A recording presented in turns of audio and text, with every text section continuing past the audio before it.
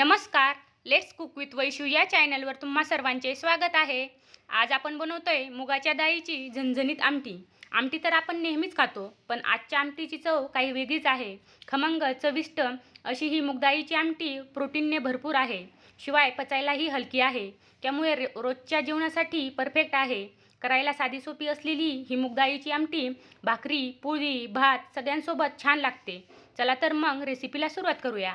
त्यासाठी इथे मी मुगाची डाळ घेतली आहे. ती स्वच्छ धुवून घेतली आहे. कुकरमध्ये मुगाची डाळ टाकायची आहे. पाणी, तेल, हळद आणि मीठ टाकायचं आहे. झाकण लावून मीडियम फ्लेमवरती त्याच्या 4 शिट्ट्या काढून घ्यायच्या आहे. हे बघा, इथे आपण कुकरच्या 4 शिट्ट्या काढून घेतल्या आहे. तोपर्यंत आपण मसाला तयार करून घेऊ. त्यासाठी इथे गॅसवर मी कांदे भाजत ठेवले आहे. नंतर कढाईमध्ये तेल टाकायचे आहे आणि त्यामध्ये खोबऱ्याचे काप टाकायचे आहे आणि ते छान भाजून घ्यायचे आहे. आपण खोबऱ्याचे काप इथे छान भाजून घेतले आहे. ते थंड झाल्यानंतर मिक्सरच्या भांड्यामध्ये खोबऱ्याचे काप टाकायचे आहे. थोडंसं आलं लसूण टाकायचं आहे. कोथिंबीर आणि आपण गॅसवरती भाजून घेतलेले कांदे टाकायचे आहे. थोडंसं पाणी टाकून ते मिक्सरला छान वाटून घ्यायचं आहे. हे बघा, आपण वाटाणे ते तयार आहे. नंतर फोडणीसाठी खलबत्त्यामध्ये लसूण आणि खोबरं टाकायचं आहे आणि ते छान ठेचून घ्यायचं आहे. इथे आपण लसूण आणि खोबरं ठेचून घेतलेलं आहे. तोपर्यंत आपली डाळही छान शिजली आहे. डाळ शिजल्यानंतर ती थोडीशी थंड करून घ्यायची आहे. नंतर डाळ मिक्सरच्या भांड्यामध्ये टाकायची आहे आणि थोडंसं पाणी टाकून डाळ मिक्सरला छान वाटून घ्यायची आहे. हे बघा, इथे आपण सर्व डाळ मिक्सरला छान वाटून घेतलेली आहे. आता आपण आमटीला फोडणी देऊन घेऊ. त्यासाठी कढाईमध्ये तेल टाकायचे आहे. तेल गरम झाल्यानंतर त्यामध्ये आपण खलबत्त्यामध्ये ठेचून घेतलेलं लसूण आणि खोबरं टाकायचं आहे. लसूण आणि खोबरं व्यवस्थित परतून घ्यायचं आहे.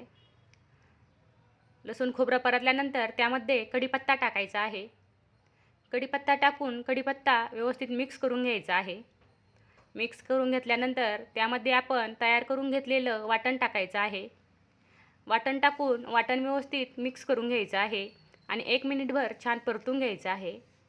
हे बघा, इथे आपण वाटण छान परतून घेतलेलं आहे. नंतर त्यामध्ये हळद, लाल तिखट, गरम मसाला आणि मीठ टाकायचं आहे आणि ते व्यवस्थित मिक्स करून घ्यायचं आहे. नंतर आपण खलबत्त्यामध्ये वाटून घेतलेली मुगाची डाळ टाकायची आहे. मुगाची डाळ टाकून ती व्यवस्थित मिक्स करून घ्यायची आहे आणि 1-2 मिनिट छान परतून घ्यायची आहे. हे बघा, इथे आपण मुगाची डाळ छान परतून घेतलेली आहे.